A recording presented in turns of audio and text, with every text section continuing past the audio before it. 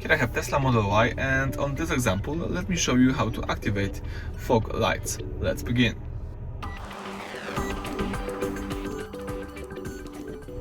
So, in order to enable fog lights, you need to first ensure that your low beam headlights are on. Let me also show you how to do it. Let's start by using the car icon right here, and from the following view, let's go to lights.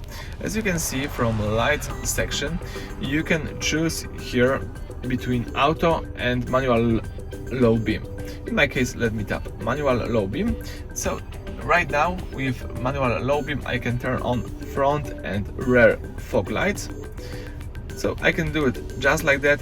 You can also tap auto, and if your car detects the low beam, it will also activate the possibility to enable the fog lights.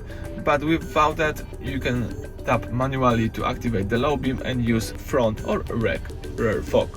So I think that's it for today. Thank you for watching. Please subscribe to our channel and leave thumbs up under the video.